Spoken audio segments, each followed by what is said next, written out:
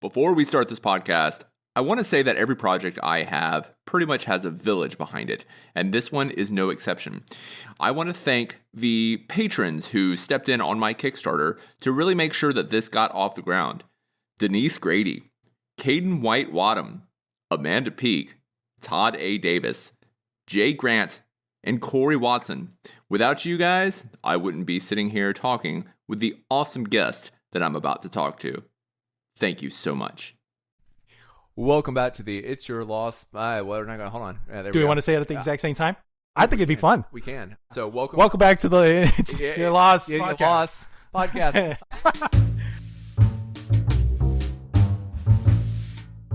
Welcome to It's Your Loss podcast, where raw stories of resilience and healing are told, all while uncovering and destigmatizing the diverse symptoms of loss. Welcome back to the podcast. If you missed last month's episode, he's doing great. Instantly. It's your loss. Hey, there we go. We got in there. I'm Michael LeBlanc, and I have Sam Simmons here, who Director Simmons on TikTok. Director Simmons. Yes, give the title some respect. Became acquaintances over TikTok, and I think we just became friends over some cheap Mexican food. So pretty excited. I mean, you can call it cheap. I was the one that was paying for it. So That's true. That's true. And I will pay you back in the free water that comes from my pitcher. Hey, that works. That works. So you're the kind of guy who I've already realized that a conversation can go anywhere. So we're going to start this off in one direction, and we're going to see where it goes from here. So I'm just going to ask you. Here with going with the flow. Yeah. What have you lost? Way too many games of Fortnite, honestly. Mm-hmm. It's really bad. I'll drop down into like not Tipsy Tavern. What's the big city? And then I'll just like die in 99th, like every single time. Yeah. I'm really bad at games. Yeah. Any of those Royale games I'm pretty horrible in. Fortnite even worse because I get distracted by the colors. Oh, yeah. Yeah, the colors, the shininess. I'm like, oh, all this is pretty. And I'm being capped like from yards away. And I've tried doing the more realistic one, PUBG. And I haven't played it yet. I've heard good things. I mean, it's not bad. It's not bad. The only problem is I still suck at that game. So right. Yeah, I'll make it to like maybe 70%, 70% of the people. Is that also like one of the top 100 sort of things, like where you have 100 people in there and then you have to survive to number one? Definitely. Okay. Yeah. So I've never actually played but it's just with more realistic weapons and very gritty. Like we took snapshots from 1940s Russia. Right. Scenery. Well, I mean, Fortnite's really realistic also. I mean, after you get shot, you get danced on in default of course. By Peter Griffin, who just happens to be very buff. That happens all the time. I'm so man. glad they chose I don't know what you're talking about. Actually, because when they announced Peter Griffin, and I was like, oh, that's the metrics on it. I mean, your hitbox is going to be huge, but no, they decided to go with buff Griffin, which I imagine most of the hitbox is just in his chin. More than likely. Honestly. He's huge. He's shaped like a box. So... But I will tell you, for those who are wondering if we're just going to talk about him losing video games, no, evidently he lost family members and a friend as well, but we'll get into that in a minute. Yeah, I've lost a few friends. I put one question on my website just to make a different angle of conversation, and it is, what's your favorite game? And my favorite game. Yeah, I get different answers all the time, ranging from card games, video games, and the one that you put, I don't know if you remember, but I'll go ahead and let you know. Super Smash Brothers Ultimate. Ultimate specifically. So. Yeah, no, I remember that one. I've put like 5,000 hours into Smash Brothers altogether, either through Melee or from Brawl all the way up to Ultimate. Now, it's an addiction at this point. Oh, yeah. I'm never getting any better, obviously. Like, I start off really bad in video games, and I just try my best, and it just ends up really badly anyways. But it's just fun. It's an addiction. It is fun. Yeah. I got a chance to play it once on a giant LED screen. Nice. Like those kinds. It was a sample panels of part of a larger wall that's supposed to be put into a church. Okay. But the thing is that this thing was like 4 feet away from my eyes. So my neck is whipping around like I'm watching a tennis match while we're playing this game. I didn't win that one. I like Smash Brothers, but there's only a couple people that I do main, not maim. Right. And but it's never great. Most of the time I just have like a couple of moves that I just know that are going to work for me. What I want to know is, and this is the question that I came up with the top of my head, who do you main in Smash Brothers, and why does it reflect who hurt you in your life? That's the best question. Ganondorf and my father. Oh, yes. No. I mean Pichu because it's very small and adorable. Yes. Doesn't reflect anybody that hurt me in life. Maybe like ex-girlfriends being like super cute and then like ruining me emotionally for decades. A lot of cute, quick girlfriends just destroying your psyche. Oh yeah, no, that's what they're built for. Obviously, I've got 2 baby girls of my own, and yeah, I'm pretty sure that the psychiatry going to go to the therapy is going to cost me the most in my entire life. That's something to look forward to. Oh yeah. There was a book one time I read. We passed it around in high school. It was The Guy's Guide to Dating and Other Things Too Terrible to Mention. It was a great book. It passed. It was like a Sisterhood of Traveling Pants type moment. That book got into every kid's hand, and when I got it, I never returned it to anybody else. It's somewhere in my private library. I think it might be up in the attic somewhere. But I will make sure to note not to give you any books. Yeah, because I'm just squirrel it away. And they're gifts now. It's mine. It's gone. But there was one line in there I never forgot. It was like 16-year-old girls are like cats. If they were any larger, they'd eat us. And that is accurate. Yeah, very much so. That's the reason. The only reason why I didn't date in high school. That was it. Yeah. Oh, that one was? Yeah, that was. Oh, that's the reason. I'm looking at you right now. That is not the only reason, but it's okay. That makes sense. I haven't recorded any of this on my phone. You actually haven't? I took a picture. That's it. I Anyway, should probably check to see if mine's still recording. You probably because should. like every 10 minutes, it sometimes turns off, or it just stays on for 30 minutes. I'm not entirely sure. Well, go check it out. Yeah, go check it out. I'll stand up. Sit back exactly where I was.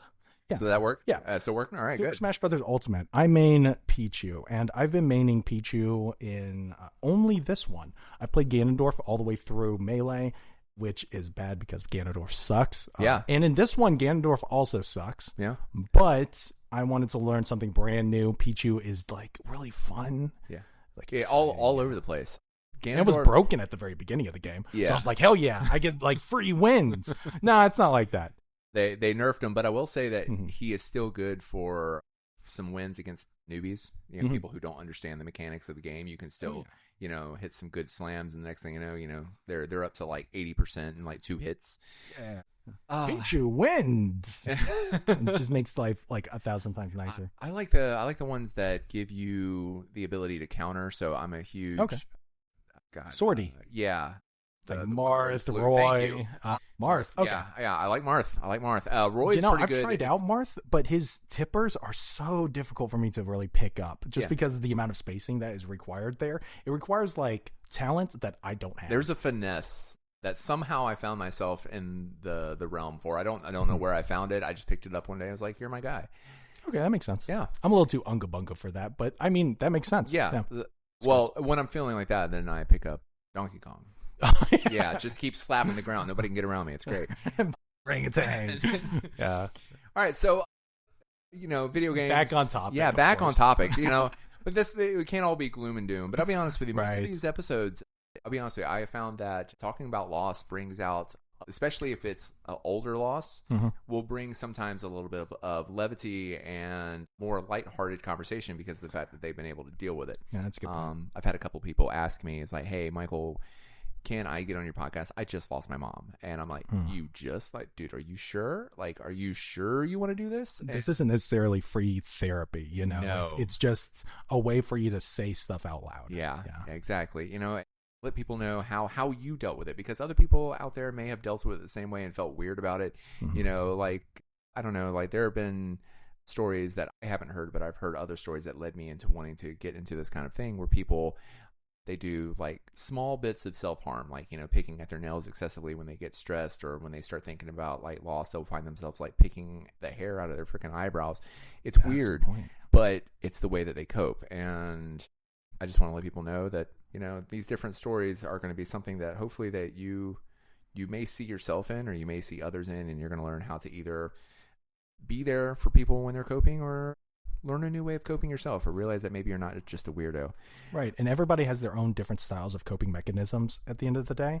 So even if you think you're not coping the right way, it's still a coping mechanism, and it's allowing you to at least live through it and make that memory. And hell, even if you're just a crier and you happen to be a dude, which a lot of dudes, when they start crying, the people around them going, man, you need to man up. Yeah, fuck those guys. Yeah. You don't need that kind of negativity in your life. You already have enough at that point. I'll go ahead and start with my main question on here, and which the people that you said you lost in your life, there are other things that you've lost as well. But the people you said were your grandmother and a friend from high school. Do you want to talk about one of those and how that helped shape your life to where you are right now? Or? I've actually had a couple of friends from high school that ended up dying, and I don't know if they've really shaped my life. It was just a thing that happened, and the way that you deal with it just kind of forms how... I don't know where I'm going with this. That's right. Let it ramble. Everybody that has died around me, as far as friend groups are concerned, from like high school or from like middle school or something, they were friends of friends. So I wasn't the one that was directly impacted by all of it. Brett Moore, a friend of mine from high school, just like, I want to say it was adjacent, but not necessarily completely adjacent. He ended up dying from hanging himself back in 2012. Oh, wow. And that was difficult for our entire friend group. And I didn't directly get affected by it, but I watched all of my friends be affected by that massive loss. Yeah. Well, which that in itself, I mean, just observing other people dealing with loss does, to borrow a term from role-playing games, psychic damage. True. And you find yourself, especially if you happen to be a person who empathizes or really understands just from the way that people express themselves kind of what they're going through, you find yourself how you feel mirroring maybe what they're going through. So I'm one of those people who, as my therapist tells me, this isn't a good thing, but who tries to mind read. Mm-hmm. So if I'm seeing people go through a tough situation, I'm trying to think, it's like, oh, they're thinking like this. This is what they need. I've learned as I've gotten older to express those ideas, especially to them, is like, hey, I think you're feeling this. I don't know. How are you doing? Can I help? Do you want me to help? Do you want me to just be here? Right. Which, sometimes loss can, it's a tertiary effect on people. It's not necessarily the thing that hits you. Right. And in my personal point of view, when it comes to that sort of thing, I tend to just try to be as positive as physically possible. But that also means that in my style of coping, I'm not able to really voice any of the concerns that are happening. So even though, like, I've had friends that died, it's, I guess, a negative style of like dealing with that, just by saying like, it's okay if that sort of stuff happens, but that doesn't necessarily mean that you work all the way through it. And I don't think I necessarily have. I mean, even with this style of conversation where we're talking about this, I haven't really worked through it. Yeah. And that's fine. There's a lot of things that I still haven't worked through. Like, there are some people who say that if a certain important person in your family dies, like say your mom and dad, which both of mine have passed. You want to talk about that? Yeah. Well, thank you. I didn't get to see the bodies. Either one. I had the chance to see mom's and I turned it down. And dad passed away before I had a chance to go to Oklahoma. And he got handled, or his body got cremated before I got to see it. So there are people out there who's going, oh man, you'll never get that closure. And for mom, it was a little easier. I actually would much rather prefer to remember her in the ways that I remembered her, because it had been in a couple of days. I feel honestly that it's easier to not see them and just remember how they were, because I get this like weird feeling when it comes to like dead people that they're not there. Like, you're seeing just some body that's kind of just laying down in a casket or something. There's not really a person there anymore. Yeah. And it kind of, if I see somebody in a casket, like an open casket, it's like, it kind of ruins my view on who they were as a person beforehand. Yeah. And that's a weird thing. Especially if, because not everybody who deals with cadavers in any situation as far as preparing them for open viewing or anything like that, they're not all with the same kind of they don't have some of them you have to talent. put back together. Yeah, they don't have the same talent. And so some of them, they look like dolled up effigies of a memory. Right. Now the one person who in my life that I've seen in an open casket, I haven't seen many, but my grandfather, the people who he chose, like he was the kind of guy who was like, I am going to make sure that every aspect of what happens to me after I die is going to be handled. So I think that he was like interviewing people. He's like, hey, show me your body of work, so to speak. I want to make sure you're going to handle me with grace. Body of work. Yeah, right. That makes sense. Thank you. Hesitated on saying it, but I'm glad the follow through landed. Hey, it worked. Yeah. But no, he looked immaculate. He looked like he looks like he was laying down for a nap. I'll be honest with you. He looked better than the last time I saw him, which had been like a couple of years. That's previous. nice. Yeah. That's really nice. But you don't get that every time. So I could definitely don't get that so often that it's starting to become the thing. Is like, no, I'd rather not. Yeah, absolutely. Because like if I see somebody who is like dead, if you see somebody who's not taken care of in the right way, it puts like a finality into it, that they are no longer there and that the person is actually gone. But I feel like if you see somebody who is alive 1 second and then I don't actually see their caskets the next, then they're still kind of alive in my point of view. Sure. Which I think some therapists may say that, hey, we got to figure out a way to let it go. But there's something to be said for being real with yourself and going, yes, I'm not going to see this person again, but holding their memories in a brighter light. I think I got a better way to say it now. Go ahead. Sorry. Go ahead. I feel like if somebody is, maybe I don't have the right way to say it. If you see somebody who is alive and you get to actually experience life with them, but as soon as they die, I don't want to see them in their casket, because there's almost that little bit of denial in the back of your head where that person is still kind of alive and you can still live for them because you're doing something for them. Absolutely. But if you see them actually dead in the casket, just ready to go into the ground, it's like their story is over. You're no longer doing something for them. They're no longer there. They're in the next place, whatever happens to be that in your religion or something. But that it means that they're not there with you. And I feel that ruins the memory almost. It's that little bit of denial that you can have in the back of your head to help move on, but also to continue doing something for them, as in living for them. Is there anything that you're doing right now in your life that you feel either started due to a loss and wanting to keep a memory or an idea going? I don't know. My mother left when I was really young, so when I was 8. So the idea of maybe she was dead, that always just messed with my head in a way. Like, okay, well, if she's actually dead, I can just move on. But if she's not dead and she's just out there living her life, that means that I'm not doing something for her and she's just doing something away. So I have to figure out at a young age how to even cope with the loss of that. Sure. Now, it turns out she's still alive. You know, she lives in like Winnipeg, Manitoba or something like that. Just having like a good old time. But like as a young kid trying to figure out that and try to wrap your mind around it, it makes things slightly difficult, you know? Yeah. Yeah. And my parents did a really good job, especially my mom, did a really good job on pushing the rest of the family away. So my idea of family was just me, my mom, and my dad. Like everybody else was mostly still alive. And mom talked about definitely her side of the family. But like I got to see my grandparents maybe every once in a little while, and there was always like a weird tension in the house whenever we did, just because mom, she just is what she did. She just pushed people away. And I didn't get really to figure out how that was going to affect me later in life until after they pass away. And I'm approaching my family. I'm like, hey, I'm Michael. Nice to meet you.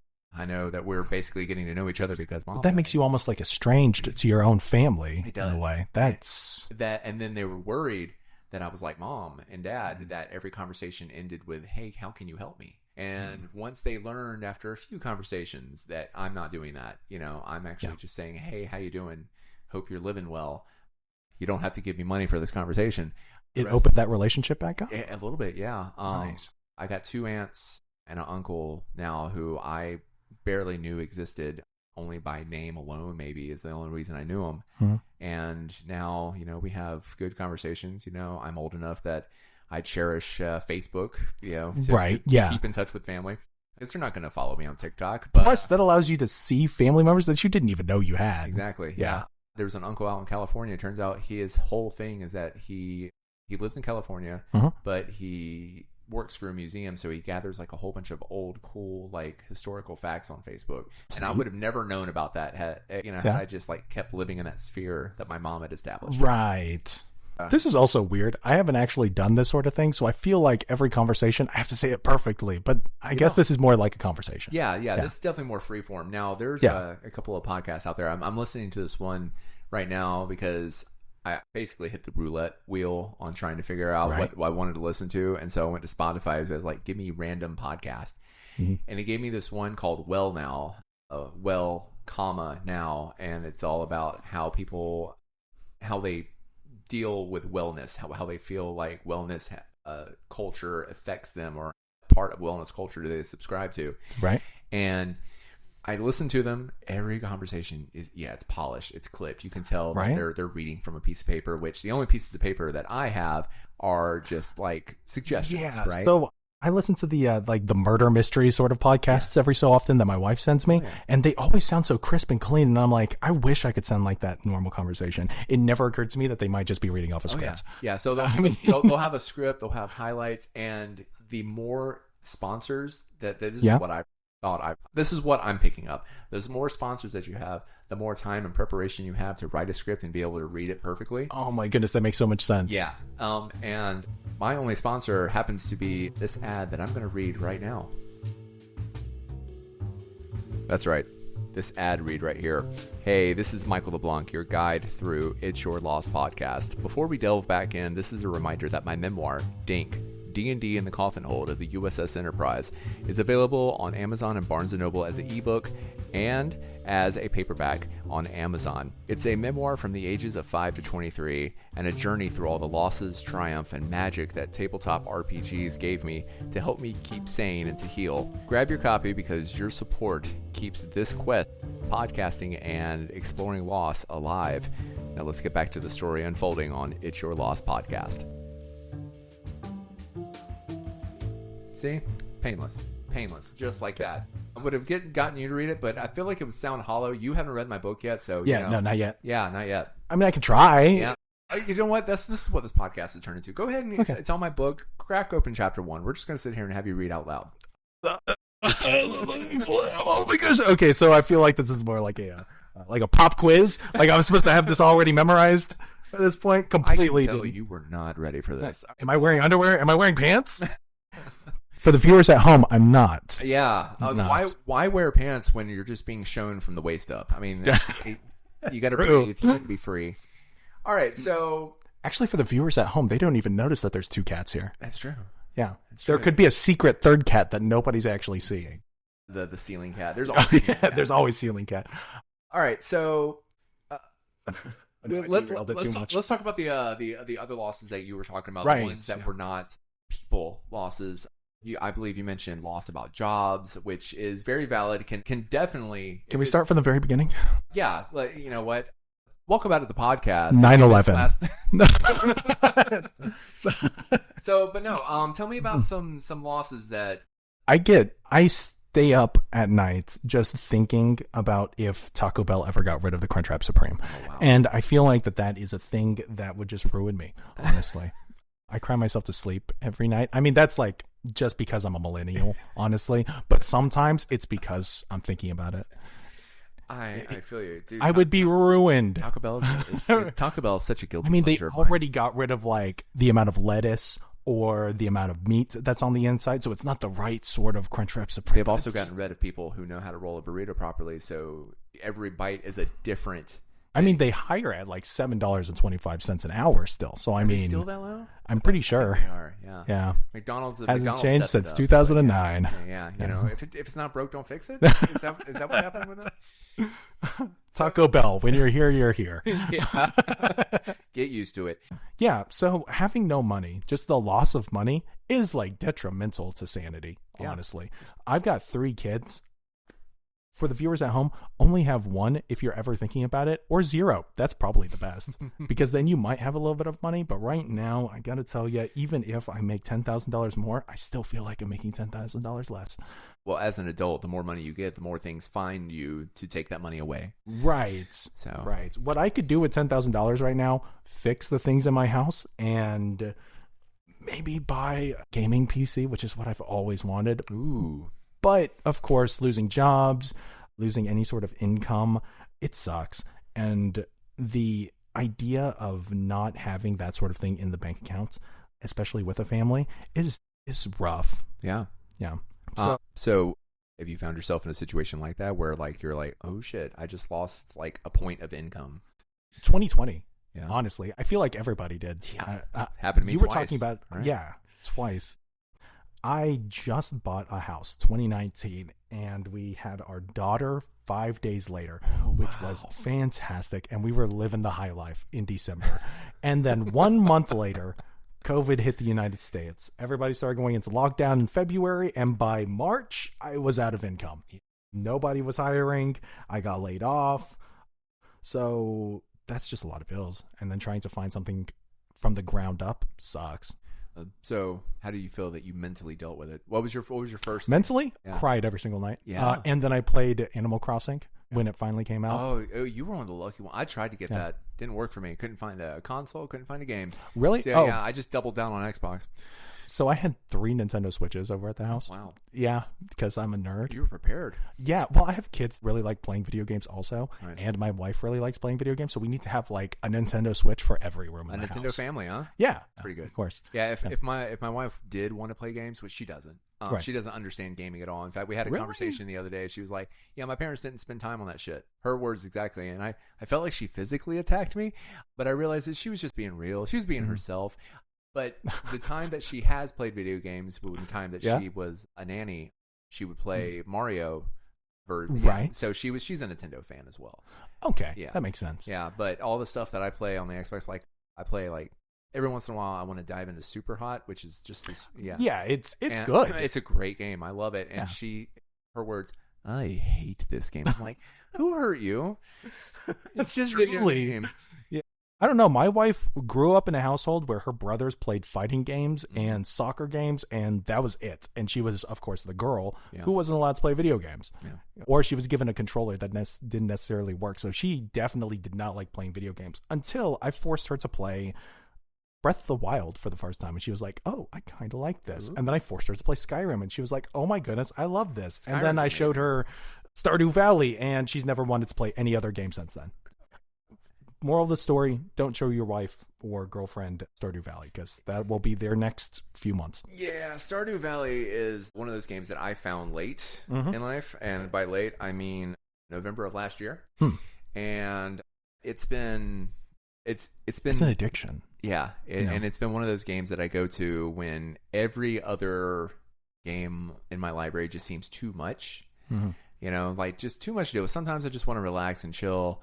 And then, go in the cave, slap a couple of monsters around with a wooden sword, because I don't know. I always find myself romancing Sam. Oh, nice. Because he's a man child, and that just like screams to me a little bit. Like, I feel that, man. I get that. And maybe that's just like my heart longing for hanging out with the bros again. But yeah, no, he speaks to me. It's interesting. This is actually something that we can keep on topic and actually talk about. So I got Starfield. Right. And with Bethesda, what it likes to do is, especially in its longer games, it wants to give you the chance to romance the characters that you're with. Of course. And one of the first time I ever played, there's this character, and his name's Barrett. He he's kind of a space scoundrel. I'm getting serious Han Solo vibes from him, actually. He can get along with pirates as well as, the more stuffy shirt political types. Anyway, as I was find that you romancing like these fake characters and stuff in video games, is that because you weren't loved properly as a child? It very well could be. You know what? I'm going to stop paying my therapist, Sam. You just need to come around more often. That's what. I'm cheaper. Yeah. I bought you off with a thing of water. No, the water is really good. Yeah, it is. The filter we got here is Dude, great. That Brita just hits different. I'm telling you, it's properly chilled. It's crisp. It's almost as good as McDonald's Sprite. But anyway, so yeah, I wind up romancing Barrett because I feel like he's the good character. Right. And spoiler alert, if you want to fast forward to like what looks like it's going to be, maybe I don't know, it's going to be edited. Spoiler alert. The character who you're romancing gets thrown into a situation where it's either them or the rest of the people that you're adventuring with. I haven't actually played the video game. You're ruining this for me. Yeah. Man. Well, you had I known. You have no idea when it's coming, though. Oh, okay. That's a good point. I'm never going to play Starfield. But I mean, continue. But yeah, so I, with the big heart that I am, goes, the needs of the many outweigh the needs of the few. And the way that the story was told, because I'm one who... You killed off the love of your life? I let him die. And oh my so gosh. then you get to go to the place and see his dead body, and he's being like cradled by the one person who was there with him. With Bethesda graphics, obviously. Yeah, obviously, you probably go over to his eyes are just wide open, his mouth's still moving, but he's dead in spirit. The ragdoll physics is still there. He's just kind of like flailing around. But I'm gonna be real, like for as much as I was in that moment, I was immersed. Dude, I actually went through like a very quick flash of the five stages. Like, grief. Oh no, I was angry at the antagonist, the way that he's supposed to do. It's good storytelling, if the story can do that. I've had books do that too. Stephen King writes great characters that when they've gotten killed, actually. Yeah, you get lost in it. I threw a book one time. I just was like, it hit spine first in the wall. And if you hit anything with the spine of a book, you're damaging it. A spine of a book is a very thick, hard object. Especially right? Stephen King, because if you throw the stand, that's basically a brick. Exactly. Yeah. Exactly. You know whose spine wasn't strong, though? Whose? That would be Stephen King's when he got hit by that van. But he's okay now. He's okay now. I didn't know about that. Yeah, now you know. He wrote that into his own books. That's how much. Deep in the Stephen King lore. Okay. Let's just talk about him for the next 40 minutes. Yes, the cocaine-induced writing sessions. Oh, you were a writer, weren't you? Yeah. So you know all about that. Yeah, just massive amounts of Escobar-style cocaine that I keep piled up just to meet the deadlines. Oh, I mean, you have to with It's this important. economy. You know? It's Oh, so, all right, so you admitted, and I imagine that you were being... Admitted like I was being interrogated. Yeah, I know, right? Yeah. That you cried, when you realized that, holy shit, I got, this family, this house, and everything to take care of, and everything like that. Was there anything else? Was how was your relationship? Did it feel any strain? Were you feeling like anger, resentment, or anything? Like, how did that play out?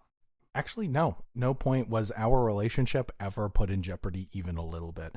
But it was the idea that I wasn't enough to be able to support my own children. Oh man, or the wife that has already given me so much. I felt like I wasn't doing what I was supposed to. Right. And that just wrecked me emotionally and I want to say like physically for like a while. I felt like sick to my stomach almost every single day thinking I have to wake up. I'm going to go into the living room. I'm going to apply for as many positions as I can throughout the entire country. Does not matter where it is, as long as it puts food into the bank accounts and food on the table. You're sound like a guy who likes to hit the ground running.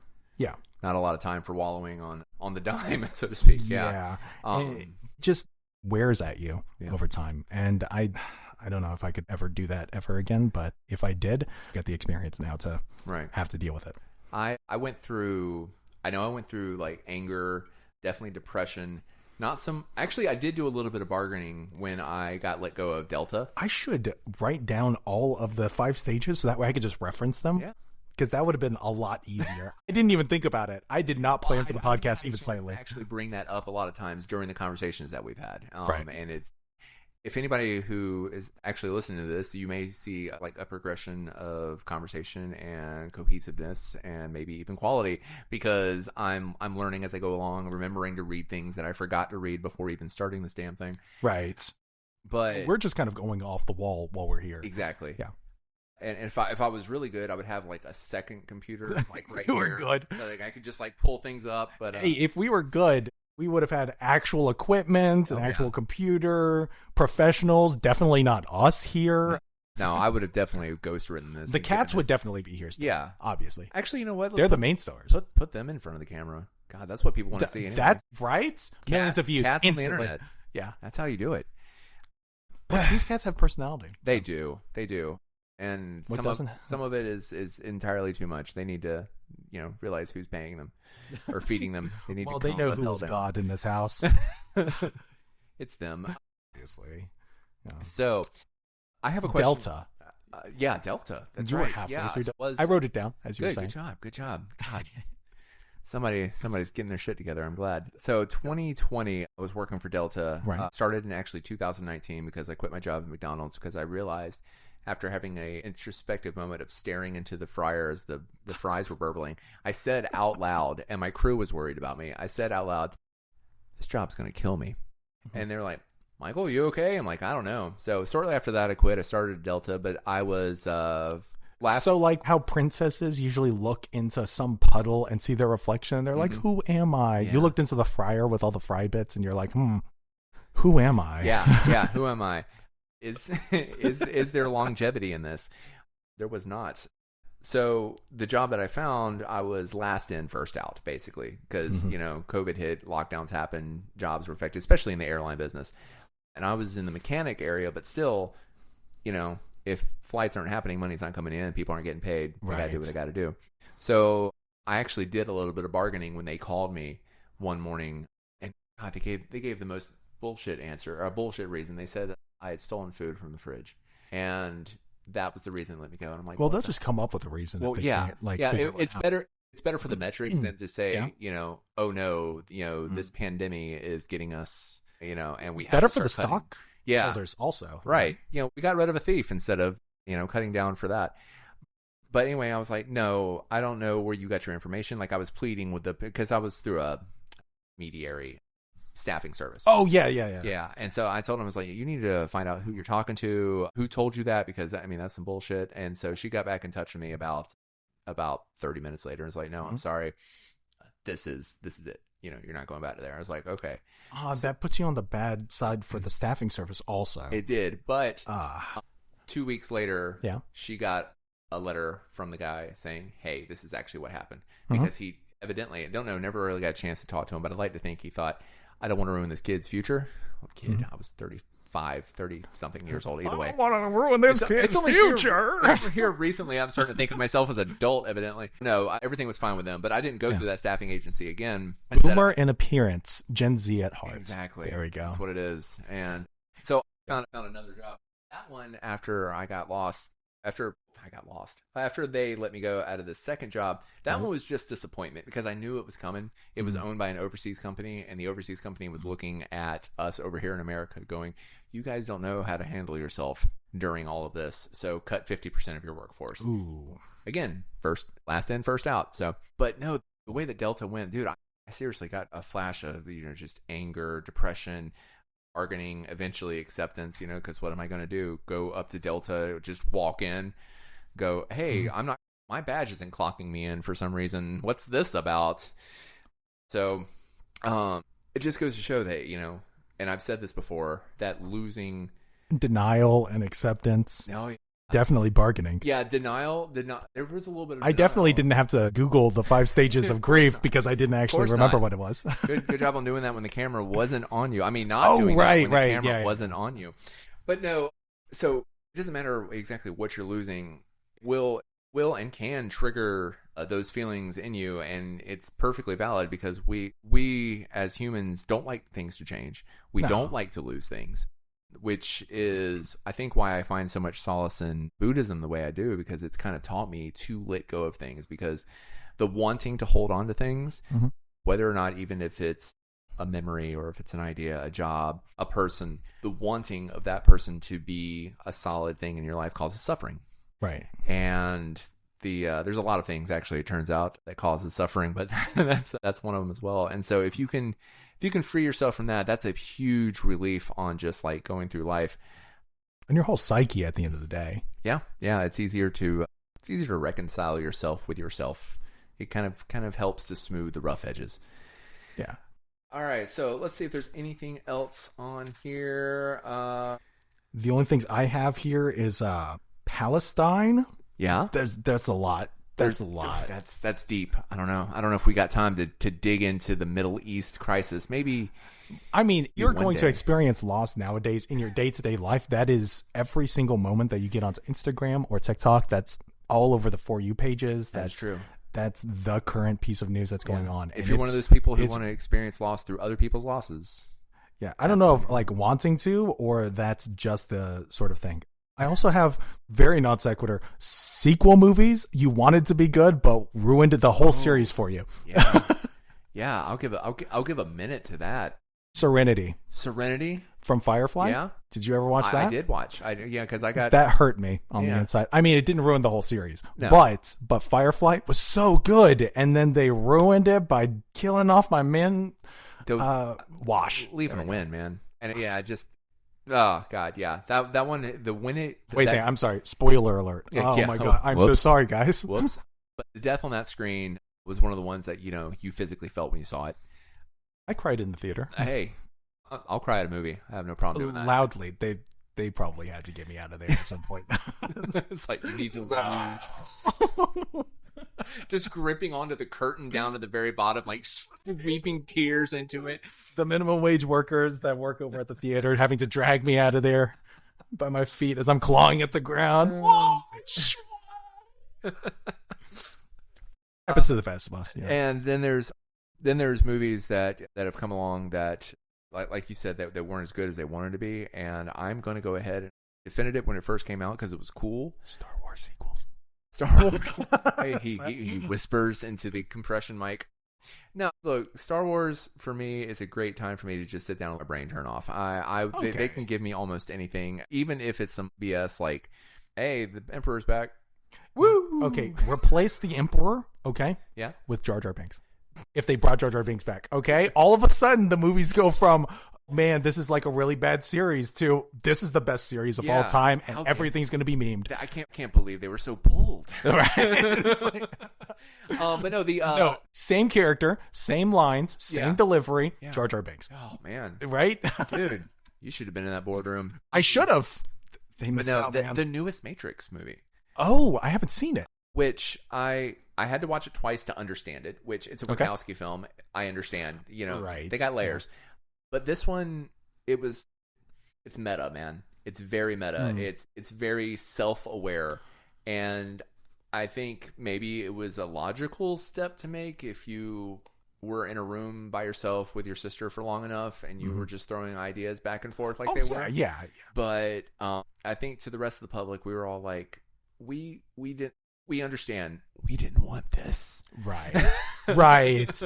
The only thing that I know about it is that it was set in the new world that they had left from and into. Yeah. And it was like he was famous and a movie star. Yeah. And that's all that I know about it. I haven't actually watched it. I've only heard bad things. Yeah. The loss that I got there was not having any of my expectations met, or even. How did that make you feel? Yeah, felt ignored. They need to go back to the board. I will take a Snyder cut of that, please. Everything that was on the cutting room floor, just put it back on there. Put it back in. Give me a lot of slow motion. That'll make my broken heart feel a lot better. They just needed to do an Animatrix version of it. Oh yeah, actually, you know what? The Animatrix was great. That was great. It was just little clippets of things here and there that just made the whole thing fantastic. There was a lot in that stuck with me. But you know what really stuck with me out of the Animatrix was the one where they're just in the city, and then in that town, and then there's that house that had all the glitches in it and whatnot because it was like a broken point. The gravity was all wrong. Yeah. God. I mean, even the Star Wars series ended up doing something like that. Yeah. With I can't even remember what it's called now. Where they had like the anime versions of different Star Wars episodes. Yeah, Visions. That was fantastic. Yeah. If more series ended up doing that would be great. The second one looks like it's going to be really good. Oh, they're having a second one. Yeah, the Visions. Yeah. 2 or something like that. Yeah, they came out I think a little bit before they did What If 2 for Marvel. Yeah. They did What If 2. Yeah. I got to go back and watch that then. And the way they released it was really weird. They didn't release it all at once. They didn't release it every week. They released it every day for a week. Weird. Yeah. Okay. Yeah, so you just had to sit there every single day. Let's come back. Or you just wait a week and binge the whole thing. So let's talk about real quick because I think once this conversation ends and whatnot, that'll this is a lot that you're going to have to sift through, man. Yeah, it's okay. It's a burden of love. So out of everything that you've ever lost or everything that has changed, was a Lost podcast, wasn't it? Yeah, it was. Oh, right. Yeah, it was a Lost podcast. I know we got a little sidetracked. Star Trek, Star Wars. I was talking about Star Video Trek. games. We've covered a lot of topics. I'm fumbling over my own words. You're doing a really good job. English. You're doing a really good job for your first podcast. Oh, thank you very much. Really yeah. I was very nervous. Yeah. Yeah. I'm sweating profusely if you can't tell at the moment. Yeah. But what I was going to ask is, out of all the things that have changed or lost in your life, any of it given you a plan, a definitive path on how you're going to move forward? Now you got your family behind you. You've got a nice van. You know, My van? I saw your van. Yeah. It doesn't have a hubcap, man. Oh, nice. It is holding on for dear life, just like me. Well, so what does your future look like? You know, Bleak. That's good. Cut. End of podcast. The rest of the last 7 minutes is just static. Perfect. Do I actually have a plan? No. Okay. Has any of this really shaped my life? I have always gone through the idea of just having a positive attitude towards everything, because that usually ends up with a positive outlook by the end of it. Sure. And I don't know if it's worked out for me so far, but I'm going to keep doing it because I don't know how to do anything else. Nice. So, Well, I mean, just from the casual conversations that we've had over this small amount of time and meeting in person, right. It sounds like that you also have a supportive spouse, Right. which, I mean, Honestly, with everything else in this entire world, I could not do anything without her, including TikTok, Yeah. apparently, because she's the one that forced me to get onto it. Some Director Simmons Sam lore. Yeah, she was the one that forced me to get onto TikTok in the first place, because she was like, "Oh, you're going to love it here." And I'm like, sure, I've got no choice in this. Yeah. yeah, the way you told me the story, it sounded like she was like giving you your first taste of smack, and she's like, "You're coming back. Oh, yeah. You're coming back for this." Yeah. She forced me onto this platform, and so far it has turned out great. And I blame her completely. All right. Yeah. Well, But yeah. how about Something you? else? Ooh. I don't know how long this podcast is supposed to be. That's okay. It's okay. So this is just it runs conversation. anywhere from 45 minutes to like a little over an hour. So Oh, we're at the 50-minute point. So Really? yeah, Oh. that's 50 minutes.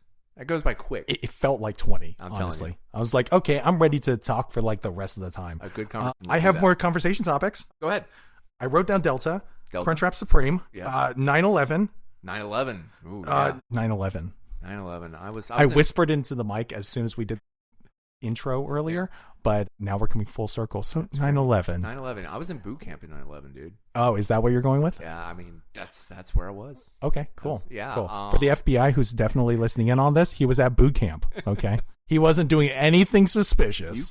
Paperwork exists. The loss that the entire country went through so quickly, and then what all of us have had to deal with since then, has been absolutely bananas. It has.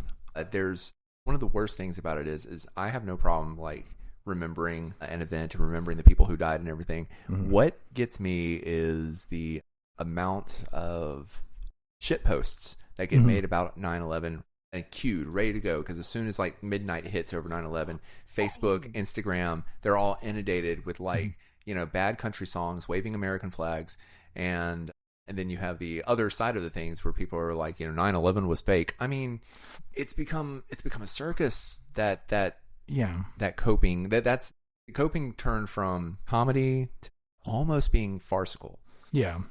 Along those lines, Reddit also had a like time limit on when you could actually say something like funny about a tragedy. Sure. And their time limit was 20 years. So on 2021, 20 years after that, everybody immediately on midnight posted so many like funny, like dank memes were just exploding. I guess and it's such a weird way for the entire country to come together almost. Yeah. That even though there's like massive tragedies happening out in the entire world, that people want to figure out some way to turn it into a positive and just make fun of it. Well, that I can understand because, tragedy plus time equals comedy. Well, yeah. Some people who are new to the internet or have only grown up in meme culture believes that everything needs to be made a meme immediately.